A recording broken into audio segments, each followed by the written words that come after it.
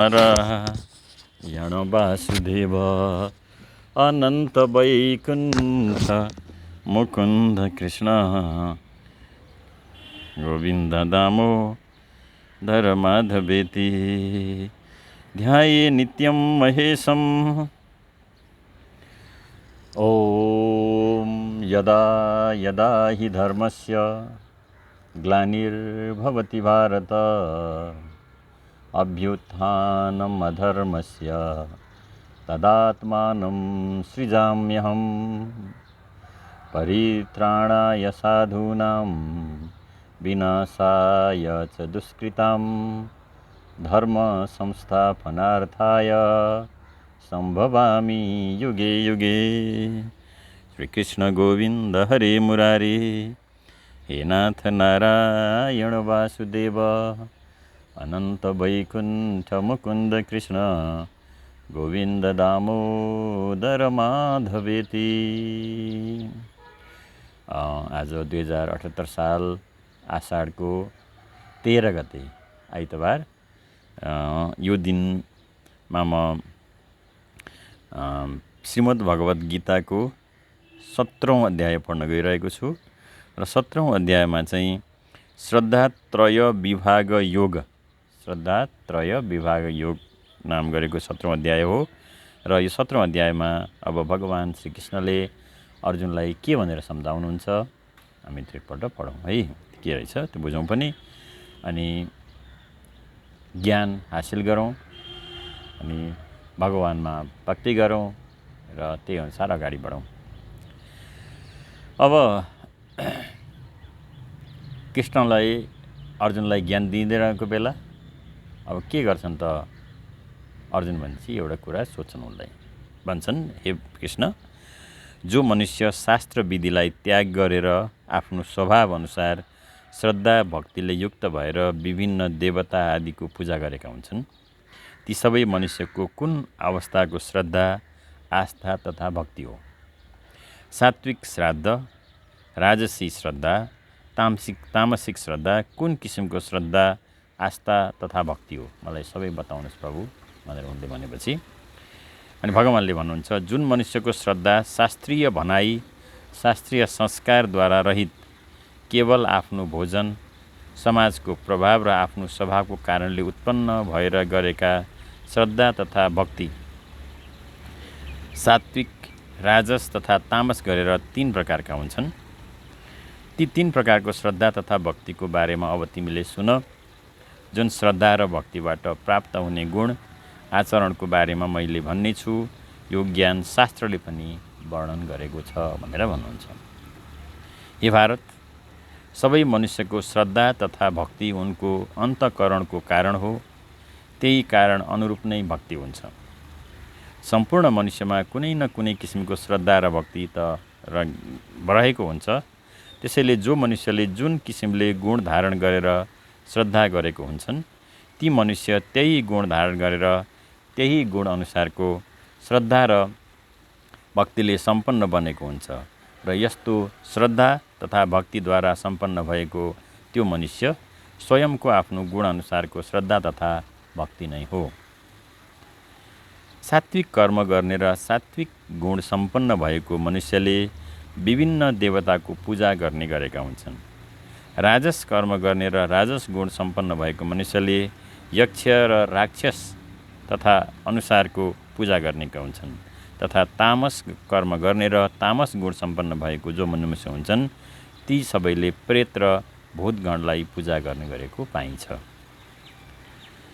जो मनुष्यले शास्त्र विधिद्वारा निर्देशित श्रद्धा नगरेर आफ्नो खुसीले मनमानी तरिकाले केवल मन कल्पित श्रद्धा तथा भक्तिलाई गरेका हुन्छन्, त्यस्ता मनुष्यको मनमा दम्भ, ईर्ष्या र अहङ्कारबाट युक्त कामना, आसक्ति र बलको अभिमानबाट पनि युक्त रहेका हुन्छन् भन्ने जान।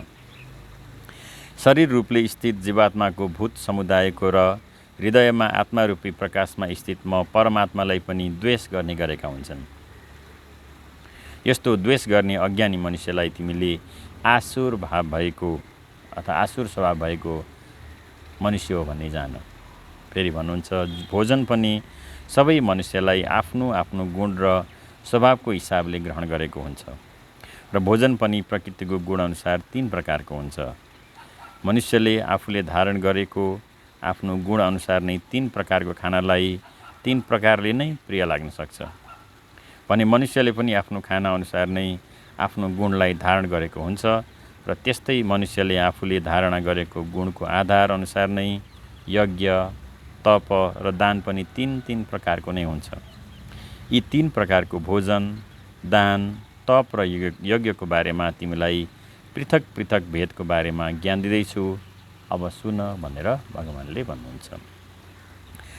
आयु, बुद्धि, बल, आरोग्य, सुख प्रीतिलाई बढाउने, रसयुक्त, शरीरको लागि आवश्यकता पर्ने चिल्लो पदार्थ उपलब्ध हुने र शरीरमा स्थिर रहेको शरीरको शक्ति, वीर्य, बललाई वृद्धि गर्ने, स्मरण क्षमतालाई वृद्धि गर्ने, शरीरमा शक्ति वृद्धि गरी सात्विक कर्म गर्नको लागि सधैँ सक्रिय हुने, फलफुल तथा वनस्पति स्वभाव, बनावट तथा वासनालाई नै मलाई अति प्रिय लाग्ने तथा प्राकृतिक रूपले नै त्यस भोजनको वासनाद्वारा नै मलाई आकर्षित गर्ने, खाएपछि शरीरमा आनन्द अनुभूति प्राप्त हुने यस्तो गुण भएको आहार अर्थात् भोजनलाई सात्विक भोजन भनिन्छ। यस्तो भोजनलाई प्रसाद पनि भनिन्छ। यो प्रसाद पूर्ण प्राकृतिक हुन्छ। यो प्राकृतिक किसिमको प्रसादलाई सात्विक भोजन भनिन्छ। सात्विक भोजन सात्विक गुण भएको मनुष्यको लागि प्रिय हुन्छ।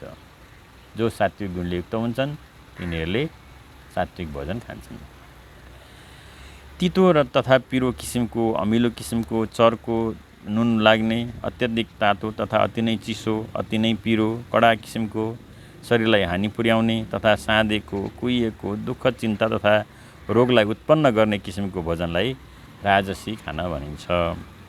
यस्तो खानामा साँधेको पुरानो अचारदेखि तेलमा तारेको सबै किसिमको खानेकुरा पर्छ।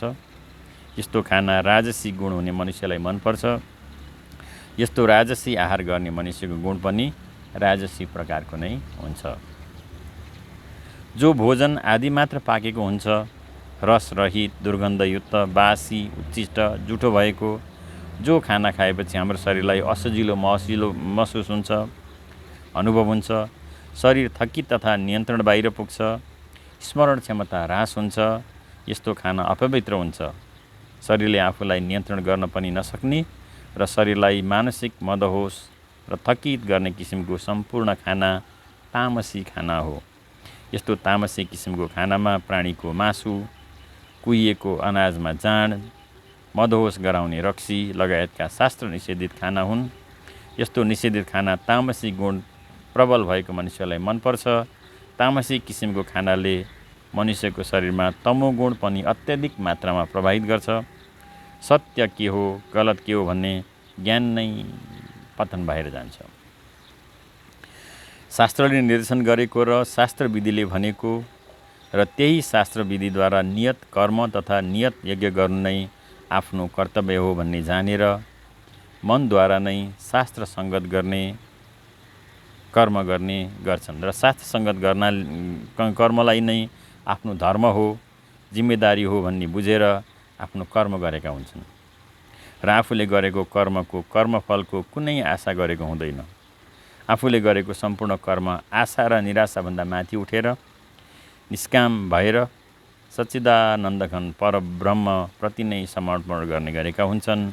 यस्तो गुण भएको मनुष्यलाई सात्विक गुण भएको मनुष्य भनिन्छ। हे अर्जुन, केवल दम्भ आचरणको लागि कर्म गर्ने, अरूलाई आफ्नो क्षमता महान देखाउने यज्ञ गर्ने, आफ्नो कर्मको सबैतिर नामसहित प्रचार होस् भनेर कर्म गर्ने, आफूले गरेको सम्पूर्ण कर्मको कर्मफललाई पनि मैले नै प्राप्त गरौँ भन्ने कुरालाई ध्यानमा राखेर आफ्नो कर्म तथा यज्ञ गर्ने गरेका हुन्छन्। यस्तो उद्देश्य तथा गुण लिएर कर्म गर्ने मनुष्यलाई राजस गुण भएको मनुष्य भन्ने जान र यस्तो गुण लिएर गरिने सम्पूर्ण कर्म होस् या यज्ञ होस् त्यो सबै राजस कर्म हुन्। फेरि भन्नुहुन्छ, शास्त्रले निषेध गरेको कर्म गर्ने शास्त्र ज्ञानद्वारा हीन, अन्नदान रहित, बिना मन्त्रको, बिना दक्षिणा र बिना श्रद्धा गरिने कर्मलाई तामस कर्म भन्ने जानिन्छ। शास्त्र विरुद्धको सम्पूर्ण यज्ञलाई तामस यज्ञ भन्ने छान। शास्त्रले निर्देशन गरेको भन्दा फरक किसिमको कार्य गर्ने यस्तो मनुष्यलाई तामस मनुष्य हो भनेर बोल्नुपर्छ। फेरि सम्झाउनुहुन्छ, देवता, ब्राह्मण, गुरु र ज्ञानीजनको आदर सत्कार सम्मानमा सधैँ मनमा पवित्रता, वचनमा सरलता, शक्ति सञ्चयमा ब्रह्मचर्य र मानसिक तथा शारीरिक अहिंसा यी सबै तप शरीर सम्बन्धी भएको हुनाले शरीरको तप कर्म भनिन्छ। जो मनुष्यले कहिल्यै क्रोध गर्दैन, न उद्वेग नै गर्छ, प्रिय मधुर सबैको हितकार तथा यथार्थ भाषण बोल्ने गर्छ र त्यही वाचन र आचरण अनुसार नै आफ्नो कर्म गरेको हुन्छ, तथा जो मनुष्यले वेद शास्त्रको पठन पाठन गरेको हुन्छ र अरूलाई पनि पठाएको हुन्छ एवं परमेश्वरको नाम जपको अभ्यास पनि गरेको हुन्छ, यस्तो कर्मलाई वाणी सम्बन्धी कर्म अर्थात् वाणी तप कर्म भनिन्छ। सधैँ मनमा प्रसन्नताको स्वभाव भएको, शान्त भाव भएको, भगवत चिन्तन गर्ने स्वभाव भएको, मन तथा इन्द्रिय निग्रह गर्ने क्षमता भएको र अन्तःकरणमा उत्पन्न हुने तामसिक सोचको नियन्त्रणता गर्ने र सर्वकल्याण भाव राख्न सक्ने क्षमता भएको यस्तो किसिमको र यस प्रकारको आन्तरिक पवित्रता राख्ने विधानलाई मनको तप कर्म भनिन्छ। आफ्नो कर्म सम्पन्न गर्ने तर कर्मको कर्मफलको आशा नगर्ने, महात्मा योगी पुरुषद्वारा सर्वकल्याणको लागि परम श्रद्धाको भावले गरिएको सम्पूर्ण तप कर्मलाई सात्विक तप कर्म भनिन्छ। तप कर्म पनि तीनै प्रकारको हुन्छ, सात्विक, तामसिक र राजसिक। यसमा के हुन्छ? व्यक्तिगत फाइदाको लागि सत्कार तथा मान, व्यक्तिगत फाइदाको लागि पूजा आदि तथा अन्य कुनै किसिमको व्यक्तिगत स्वार्थको लागि वा कुनै घमण्ड स्वभावले या घमण्डको आचरणले या अज्ञान तथा पाखण्डपूर्वक गरिएका सम्पूर्ण कर्महरू राजसी कर्म हुन्। यस्तो राजसी कर्मको कर्मफल मिलेको त हुन्छ, तर कर्मफल भने क्षणिक हुन्छ। यस्तो क्षणिक फल प्राप्त गर्नको लागि गरिएको सम्पूर्ण मानसिक तथा शारीरिक तप कर्मलाई राजस तप कर्म भनिन्छ। आफ्नो स्वार्थको लागि जिद्दीपूर्वक, हठपूर्वक, जबरजस्ती, बलपूर्वक मन, बाणी र शरीरलाई पीडा दिएर अरूलाई अनिष्ट गर्नको लागि पनि गरिने यस्तो किसिमको तप कर्मलाई तामस तप कर्म भनिन्छ। यस्तो कर्मको कर्मफल त मिलेको हुन्छ, यही कर्मफलको कारण मनुष्यको पतन सुरु हुन्छ। दान दिनु आफ्नो धर्म तथा आफ्नो कर्तव्य हो। यो भावद्वारा देश, काल, परिस्थिति र पात्रलाई आवश्यकता अनुसार जुन सहयोग प्रदान गरिन्छ, त्यो सहयोगको उद्देश्य केवल त्यसको मनुष्यको आवश्यकता अनुसार नै सहयोग प्रदान गर्नु हो। त्यो पात्रले कसैको उपकार गरोस् या नगरोस्, तर उसलाई आवश्यकता भएको वस्तु उपलब्ध गराउनु, तर त्यसको बदलामा कुनै पनि किसिमको फाइदाको तथा कुनै फलको अपेक्षा नगर्नु, यस्तो किसिमको दानलाई सात्विक दान भनिन्छ। जुन मनुष्यले दिने दानमा स्वार्थ लुकेको हुन्छ,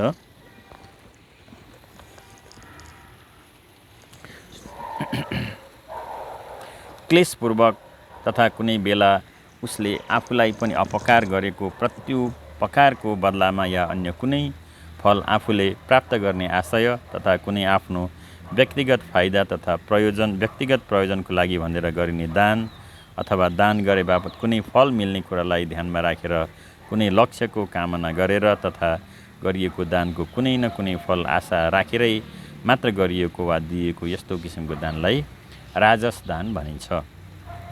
बिना सत्कारको अथवा तिरस्कारपूर्वक होच्याउनको लागि अयोग्य देश, अयोग्य व्यक्ति, निज व्यक्ति हो भन्ने जानेर पनि काल र परिस्थितिमा पात्र होइन कुपात्रको लागि यसै भिक्षा जस्तै दिन्छ, त्यस्तो नामको मात्र दानलाई तामसी दान भनिन्छ।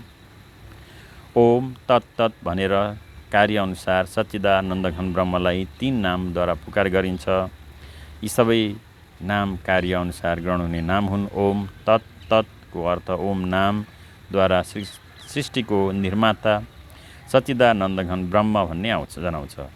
तत् नामद्वारा कल्पको आदिमा वेद ज्ञान सम्पूर्ण मनुष्य मात्रको कल्याणको लागि प्रदान गर्ने सर्वज्ञानी सच्चिदानन्द घन ब्रह्म भन्ने जनाउँछ र सत नामद्वारा प्राकृतिक सन्तुलनको विधि यज्ञको बारेमा वर्णन गरेर त्यसको फाइदा र मनुष्यले गर्ने विधिको बारेमा सम्पूर्ण ज्ञान दिने सच्चिदानन्दघन ब्रह्म हो भन्ने जनाउँछ। ओम तत् सत कार्यको प्रतीकात्मक जनाउने गुणवाचक नाम हुन्। यी नाम केवल कार्य अनुसार ग्रहण हुन्छन्।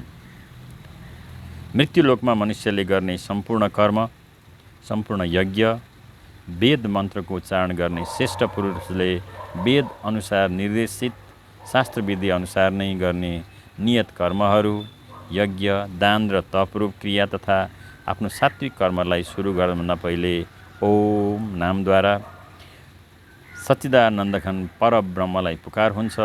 ओम नाम शब्द शिरोमणि हो। ओम नाम कार्य अनुसार ग्रहण हुने परमात्माको निज नाम हो।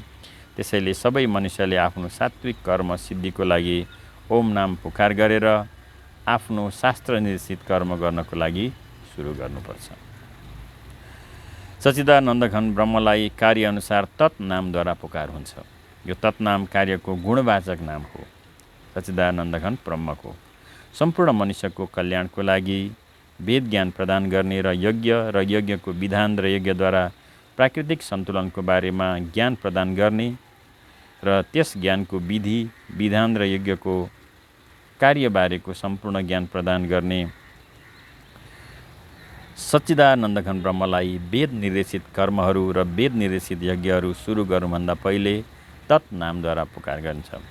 र तत्को अर्थ वेद निर्देशित कर्महरू, त्यस यज्ञ कर्मबाट प्राप्त हुने कुनै पनि कर्मको कर्मफलको आशा नराखी निरासक्त भएर गरेको त्यस यज्ञको कर्मफल पनि ब्रह्मविधान अनुसार नै प्रदान गर्ने तथा निरासक्त यज्ञ कर्मको कर्मफल प्रदान गर्ने हुनाले सच्चिदानन्दघन ब्रह्मलाई तत् नामद्वारा पुकार हुन्छ। तत्को अर्थ यज्ञ विधि, तप विधि तथा जप विधि बारेको ज्ञान र यी सबै कर्मको नियम, प्रणाली तथा विधिको बारेमा, विधानको बारेमा ज्ञान प्रदान गर्ने सच्चिदानन्दघन ब्रह्म भन्ने जनाउँछ। फेरि सम्झाउनुहुन्छ, सच्चिदानन्दघन ब्रह्मलाई सत नामद्वारा पुकार हुन्छ। मनुष्यले गर्ने सम्पूर्ण कर्मको कर्मफल, विधिको विधान ब्रह्म विधान अनुसार स्थिर भएर सत्य भावले र श्रेष्ठ भावले जसको जस्तो कर्म गरेको हुन्छ त्यस मनुष्यलाई त्यही अनुसार कुनै पनि फेरबदल नगरी त्यही प्रकारको कर्मफल प्रदान गर्ने हुनाले सच्चिदानन्दघन ब्रह्मलाई सत नामद्वारा पुकार हुन्छ। हे पार्थ, जति पनि उत्तम कर्म छ, जो वेद निर्देशित रहेका कर्म छन्, ती सबै वेद निर्देशित कर्मलाई सत शब्दको प्रयोग हुन्छ। वेद निर्देशित सम्पूर्ण कर्मलाई सत्कर्म भनिन्छ। वेद निर्देशित सम्पूर्ण कर्मको विधाता नै म हुँ। त्यही हुनाले म सच्चिदानन्दघन ब्रह्मलाई सत नामद्वारा पुकार हुन्छ। किनकि वेद निर्देशित सम्पूर्ण कर्म सत्य कर्म हुन्, जुन कर्मले सम्पूर्ण मनुष्य, सम्पूर्ण प्राणी र प्रकृतिमा सन्तुलन र प्रकृतिमा सत्यको स्थापित गरेको हुन्छ। म यज्ञ, तप र दानमा स्थिति रहेको हुन्छु। त्यस अवस्थामा मलाई मेरो भक्तगणले सत नामद्वारा पुकार गरेका हुन्छन्। मलाई समर्पण गरेर गरेको सम्पूर्ण कर्मलाई या निरासक्त भएर निश्चयपूर्वक मलाई समर्पित गरेको सम्पूर्ण सात्विक कर्मलाई पनि सत्कर्म भनेर जानिन्छ। वेद निर्देशित जति पनि कर्म छन् ती सबै सत्कर्महरू हुन्।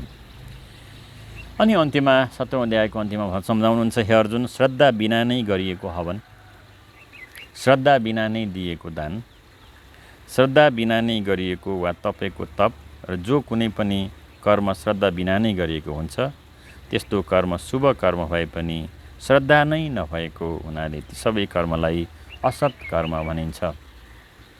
त्यसैले यो असत कर्म न त यस लोकमा लाभदायक हुन्छ न मरेपछि कुनै लाभदायक हुने नै छ भनेर यो जुन 17औं अध्यायमा भगवान श्रीकृष्णले अर्जुनलाई सम्झाएको कुरा मैले यहाँ पाठन गरेँ। अब हामीले पनि सत्कर्म गर्ने गरौँ, असत कर्म कहिले नगरौँ। यस प्रकारले उपनिषद, ब्रह्मविद्या तथा योगशास्त्र रूपमा रहेको तथा श्रीमद् भगवद् गीताको श्रीकृष्ण अर्जुन संवादमा रहेको श्रद्धात्रय विभाग योग नामको 17औं अध्याय पुरा भयो। र अब भोलि म यो गीताको 18औं अध्याय जसको नाम रहेको छ मोक्ष सन्यास योग र गीतामा रहेका 18औं अध्यायको एकवटा नाम दिएको छ र त्यो मोक्ष सन्यास योगको बारेमा अब भोलि अर्को दिन म पढ्नेछु। आजलाई श्रीकृष्णार्पणमस्तु। सर्वे भवन्तु सुखिनः, सर्वे सन्तु निरामया, सर्वे भद्राणि पश्यन्तु, मा कश्चित् दुःखभाग् भवेत्। ओम शान्तिः, ओम शान्तिः, ओम शान्तिः।